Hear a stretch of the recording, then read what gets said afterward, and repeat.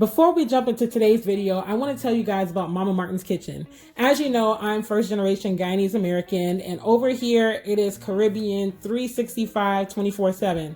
But in the light of Caribbean American Heritage Month, and for those of you who love a good meal like me, I do want to tell you guys that Mama Martin's Kitchen offers authentic Guyanese food, recipes, and culture. Mama Martin's Kitchen is one of the few places that you could go to on the internet right now and see not only the food, but bits of Guyanese culture and traditions as well. Mama Martin will be offering recipe books very soon. She actually announced it today on her Instagram, and she will also be offering aprons and other kitchen and house utensils that can give you a piece of Guyanese culture in your home. So make sure that you're following her on Instagram. You can see her tag in the description box, and you can see her name in the screenshot video on this clip. Make sure you're following her and join her mailing list. Click the link in her bio on Instagram so that you can get special offers and receive special exclusive information as she releases these products. Tell her that Delle Dolls sent you. Now let's go ahead and get into the video. What's up, Delle Dolls? Welcome back to my YouTube channel. If this is your first time here, welcome, welcome, welcome. And if it's not, welcome back, sis. Today we are talking about growing up first generation American. So we are still in Caribbean American Heritage Month, and I wanted to do at least one more video just touching on Guyanese culture and particularly my experience being a first generation Guyanese American. So today I have 6 points that I've observed growing up at the intersection of two cultures. So I hope that you enjoyed today's video. Go ahead and get you a snack, get you a drink, relax, and let's get into it. So the first thing that I observed being Guyanese American, and some of these points will be for the broader Caribbean and others will be specifically for like Guyanese culture or my family or whatever, is obviously the cultural differences, you know. So I know one thing for me was being made fun of for things, and then a couple years later, those very same things being cool. So for instance, I know when I was in elementary school, my mom never shied away from her culture. Like, my parents are Guyanese. They don't care where they are. They gonna show their culture. And my mom would pack my lunch because we never like bought lunch at school. She was like, nah, that's a waste of money. And my parents didn't have it like that until like I was in middle school. And she would always pack Caribbean food, like curry and roti, and I'm talking like curry goat. She would pack oxtail, she would pack lamb, she would pack things like that where people pepper pot if it was the holidays, and people are like, ew, you're eating lamb, you're eating goat, you're eating oxtail, that is so nasty. And then now that I'm in high school, fast forward a couple years later, now everyone's like, oh my gosh, I love oxtail, I love goat, I love, you know, lamb and stuff. And it's like, what? Like, insert Russell Westbrook face right here. But it's just like, weren't you just making fun of me for this a couple of years ago? And now you're talking about how you're such a big fan of it. And I get it, people can change, but I remember that, you know, I remember in Washington, D.C., when they used to have the Caribbean Carnival in D.C., when I started going, because they started in the 80s, I believe, I was a baby. Like, my dad took me as soon as I could be outside long enough and around that noise.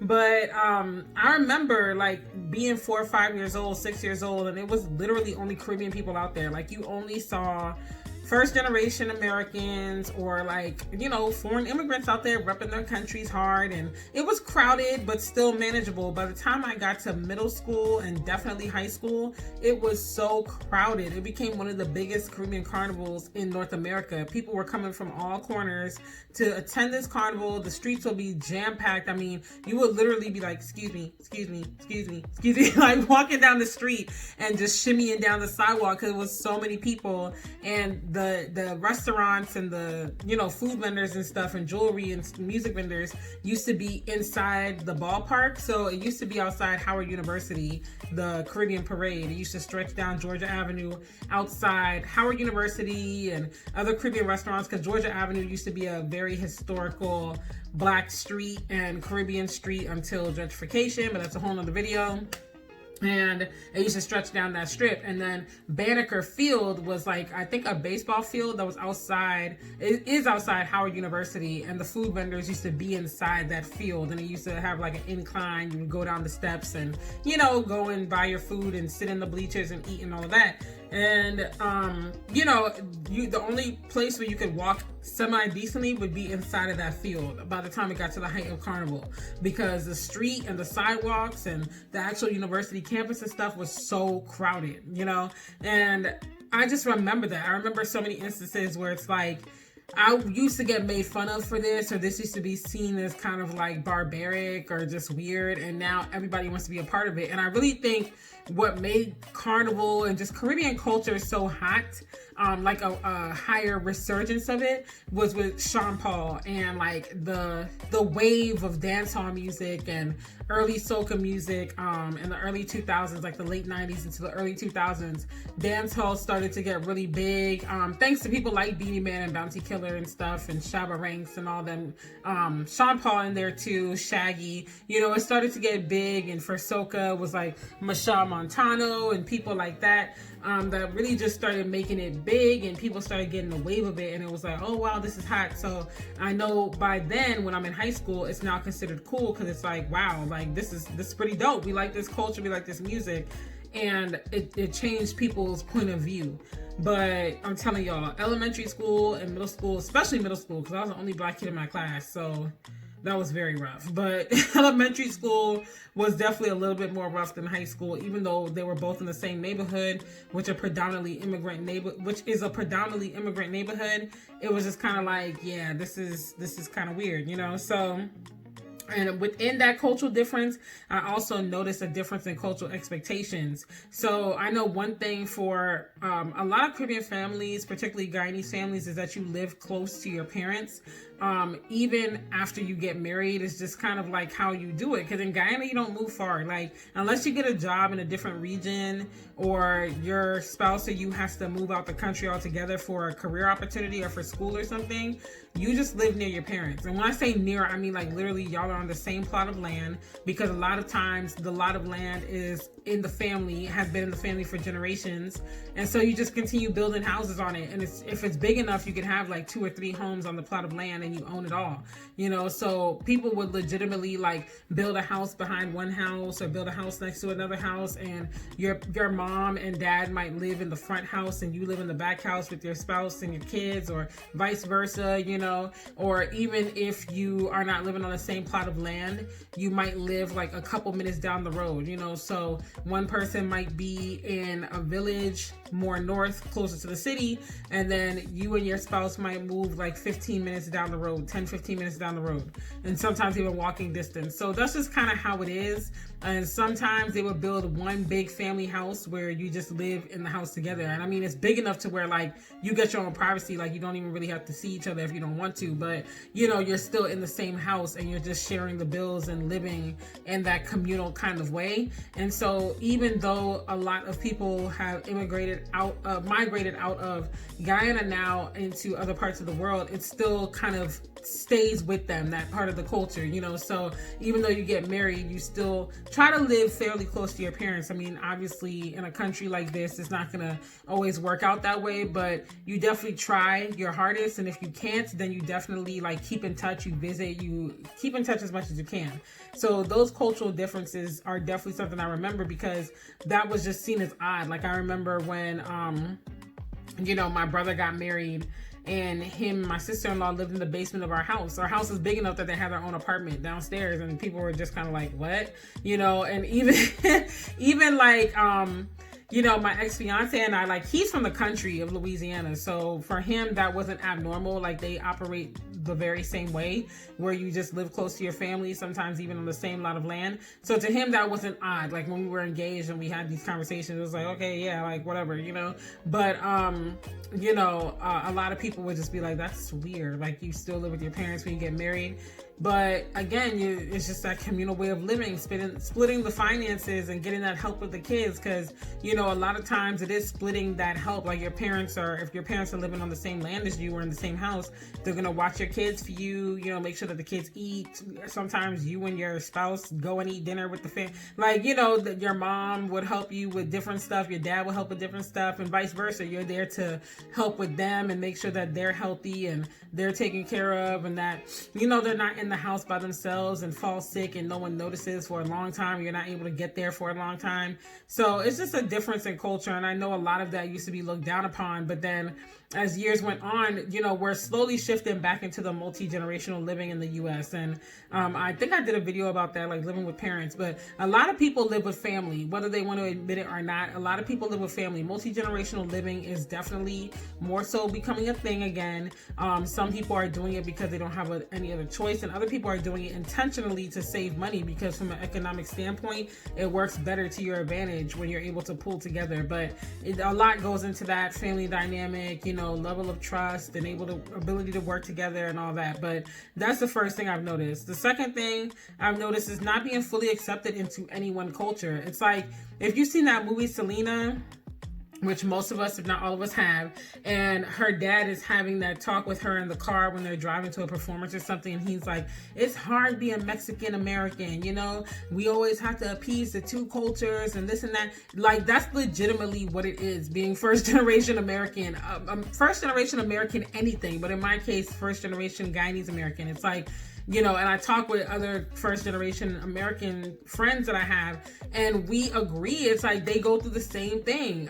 In my case, I'm too American for the Guyanese people a lot of the time, and I'm too Guyanese for the American people a lot of the time. So I'm always kind of like doing this little dance where it's like, oh yeah, I can relate, you know, like me being born and raised in the DC area, I can relate to a lot of American Southern culture, even though DC is not the deep South. It does have a lot of like Southern culture weaved into it, that over time has gotten more and more washed out. But you know, when you really get to the root of it, it's still there. So I can have these conversations with people and be like, oh yeah, I know what that is, or I know about this saying, or I know about this food, or this, that. But then there always reaches a point where it's like, okay, well now I don't get it, you know, or now now it's like I'm kind of on the outside looking in, and vice versa with Guyanese people. It's like I can have that conversation, be like, oh yeah, I get this, that, but I don't have the accent. I didn't grow up there, living there. And there reaches a point where it's like, okay, well now again, I'm on the outside looking in. So you're always kind of walking that line of like, I'm over here, now I'm over here, I'm over here, now I'm over here. It's hard. You have to really like find that balance. So, and I feel like you really don't get it unless you are also first generation American. It's really, really hard to walk that line, because you're always trying to find that balance between like, okay, I'm fitting in with this side of my culture, but I'm fitting in over here. And I feel like both cultures have expectations of you that sometimes you just can't fulfill. Like, I know one thing that some American people that have generations in this country speak to me about is that the fact that they feel like first generation Americans or immigrants aren't really invested, because at the end of the day, they can pick up and move back to that country where they're from and basically take what they get from here and then leave and go somewhere else. And so, you know, it's like they really don't feel we connect with the struggle, because we haven't gone through the long generational history and pain, you know. But that's one thing I hear, and that has some validity to it, but I feel like there's also some misunderstandings on that side. And then there's an argument on the Caribbean side where when you have those instances where, like, for me, I do want to connect with my American side, and like my son's second generation American, so I want him to understand his history of both, then it's almost like, you know, well, you know, like, I feel like they feel like you're being like not a traitor, but you're not appreciating the culture as much, or like you're not appreciating the history or something like that. It's like, it's just a weird way to describe it. But nevertheless, that is point number 2. Point number 3 is that the family is a cornerstone of life. You know, in Guyanese culture, a lot of Caribbean cultures too, but I'm going to speak particularly to Guyanese culture on this. Family is everything in Guyanese culture. Okay, like a lot of Guyanese people come from big families. They love their families. Their families stick together for the most part. You're always going to have your drama and your exceptions, but this is just generally speaking. Like, my family is not unusual. How I have 17 aunts and uncles, because my mom's the oldest of 9 and my dad is one of 10. Like, that's not abnormal. It's just like, okay, you know, when you talk to a lot of Guyanese people, say, oh yeah, you know, my mom has 6 siblings. My dad has 5 siblings, and big families is just a way of life in Guyana. And amongst Guyanese people, and family is everything. everything. Like I said, we try to stick together. We try to be one for all for one. And we really do try to rely on each other, because at the end of the day, it's like, if I'm down and out and you're there for me, it's going to be reciprocated. Very few and far between is it one-sided, but you will have those instances, because like I said, nothing is ever perfect in life. You're always going to have exceptions to the rule, no matter what you're talking about. So, but for the most part, generally speaking, collectively speaking, it's that kind of mindset. Like, I do for you, you do for me, one for all for one. Because at some point you might be up and the next point you might be down, and you will want someone to be there for you too. So family is everything. We sometimes that can go too far, because some families just don't know how to set boundaries and they could overstep. But I feel like that comes with a candid conversation. That's another thing too that would fall into cultural differences. Caribbean people are very outspoken. Like, we don't sugarcoat anything. We just get straight to the point. We say what it is. We said what we said. We're not gonna sit here and have this big, like, politically correct conversation. And I feel like that's a big struggle for a lot of Caribbean people coming to America, because it is very politically correct here, especially as years go by. I feel like when I was younger, it wasn't as PC, but as years go by, it's like you gotta be so PC, like you can't say anything, otherwise it can be misconstrued. So, and taken completely out of context. So that is definitely a struggle for Guyanese people and Caribbean people on the whole. We just cut to the chase. We don't have time for all the sweet talk, And if you visit any Caribbean country and you go to like the non-tourist area and you go to like a store or something, that's just what it is. You don't get service with a smile. You don't get service with a smile. You don't get all the extra hee ha ha, like when you walk into a mall here and they'll be like, oh, can I help you with something? Let me know if there's anything I can show you. Oh, we got these sales over here, and they get into the small talk. You're not getting that. They'll barely say hello to you. If you ask a question, they'll let you know where it's at, wherever the thing is at. They'll ring up your stuff. Maybe they might get into a small talk with you, but that's usually if they know someone that you're with. And then you go about your way. Like, they're not going to give you all the extra, oh, hi, welcome to something. Like, nah, you're not getting that. So that's another cultural difference. Basically, like I said, bringing it back to point 3, family being the cornerstone of life. So the 3 points of our cultural differences, not being fully accepted into one culture or the other, and family being the cornerstone of life. These are things that I've learned and that I've experienced growing up first generation American. The 4th point is celebrations are a big deal. Like, Caribbean people celebrate everything. I don't care what it is. You're pregnant, celebration. You got an A in school, celebration. You got a new job, celebration. You just bought a house, got a celebration, or got a new apartment, celebration. You joined a new church, celebration. Like, you got a new car, celebration. Like, we celebrate everything. And when I say celebrate, I mean, like, we literally are going to cook food, invite people over, party over this over this new venture or new blessing in life. Like, down to the details. I remember, like, when I first got my period and I went to use the bathroom, obviously saw it, and I called my mom and I was like, Mom, I got my period. And she was just like, wow, welcome to womanhood. And she was so proud.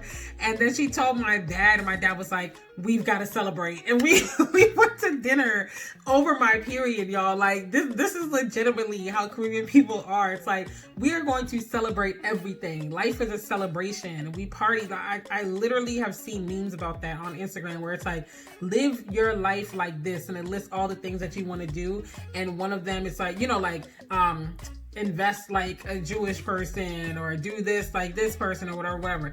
And literally within those memes would be like, party like a Caribbean person. We party for everything. It doesn't matter. We are going to celebrate. We're going to have a good time. You can't tell us we can't party. Like, coronavirus ain't gonna stop nothing. People still gathering, in smaller groups. But like the Beanie Man versus Bounty Killer versus battle, they were in the same room, and it was more than 10 people in there. It was probably about 20 people, and they were partying. Of course, not as much as you would under normal circumstances, but it was a party. It was a straight dance hall in there. So, we celebrate everything. We enjoy life. Some of the happiest people on earth are in the Caribbean. I know a couple of years ago, Trinidad was voted, I think, the first or second happiest country in the world. People are just happy. It's more laid back. We celebrate. We have a good time. We don't take ourselves too seriously, but we said what we said, and it is what it is. It's more cut and dry. You don't have all these extra layers that you have to unpack and stuff like I find like you do here, you know. So that's the fourth point. Fifth point about growing up, that I've learned growing up first generation American, we are always going to be late. All right. If you have Caribbean friends, you know this. And if I'm your Caribbean friend, you know all too well, I'm always late. Like, always. I'm hardly ever on time. If I'm on time, it's because I have strategically and purposefully cleared my schedule. Like, if I have to be somewhere, like for example, when the Atlanta meet and greet, I was running late for that, for Black Christian influencers. I was running late for that because I needed to get a dress and I had to wait for that day because I couldn't withdraw the day before on DoorDash because of the timing. I had done it the 2 days before. So I was running around looking for a dress, ended up late. I ended up showing up like an hour late. You know, birthday parties when I was growing up, my friends would be in the room waiting on me, texting downstairs in the house, like, where you at? Where you at? Or at the venue, you know, if we were going skating or something, like, where you at? Where you at? We here. And I'm like, yeah, I'm coming. Yeah, I'm getting out the shower now. Just now getting in the shower. Like, like, I'm just always late. After a while, they learn not to text me because I'm already late. You texting and calling me all the time is slowing me up because I got to stop and answer you and tell you where I'm at and respond to all these messages when I could just be rushing and hurrying it up. So they already knew, like, if I say a party starts at 8, just come at 9:30 because that's about the time we're going to be getting started, you know. And it's so funny, this would tie back into the cultural differences too. In the Caribbean, showing up early for an event, it's almost like you either don't know the people like that, you don't know the host like that, or you're showing up because you really want to be helping to set up and to cook and stuff.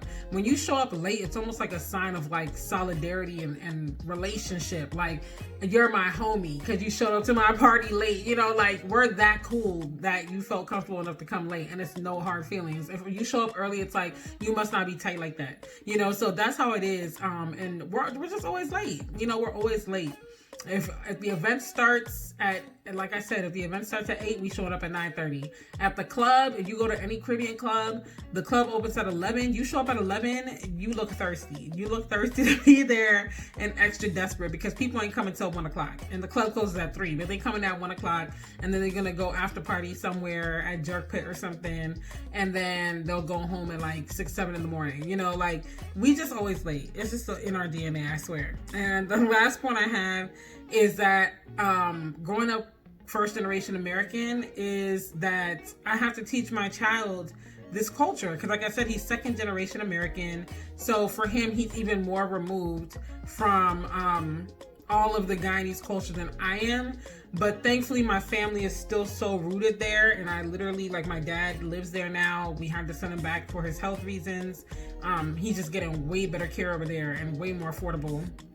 So Christian definitely has the opportunity to go and like hone into the culture, and I plan to get him into it as much as I can, just because I want him to remember his roots. I want him to appreciate his American history, but I also want him to appreciate his Guyanese history as well. So keeping that heritage alive is kind of hard, and I want to keep it alive because I see so many people now that are doing the work to find out their heritage. You know, Black people in this country, we're doing the work to find out our heritage and our history and stuff. And it's hard. It's really hard to put those pieces together because unfortunately here it was ripped away, you know, from Black Americans. So it really makes it hard to piece those things back together and be like, okay, this is where I'm from, and take the DNA test and all this stuff. I mean, that in and of itself is a sign of privilege because you gotta have the money to get the DNA test. So nevertheless, keeping that heritage alive, it's very difficult, but I find it very necessary because as I get older and I am diving more and more into my identity, I realize how much I am tied to my identity and my roots. And so I want Christian to understand both sides. You know, I want him to understand his Southern roots because his dad's side of the family is actually rooted from Georgia, which is hilarious that I live here now. But, you know, he has deep Southern American roots, but then he also has the Guyanese side and all of that. So needless to say, those are just some quick tidbits that I've learned and come to realize over the years being first generation Guyanese American. If you also are first generation Guyanese American, comment down below and let me know, or just comment and let me know your thoughts on some of the things that I've said, and let's have a little discussion. So I will see you guys on the next video. I hope you enjoyed it, and I will talk to you later. Bye.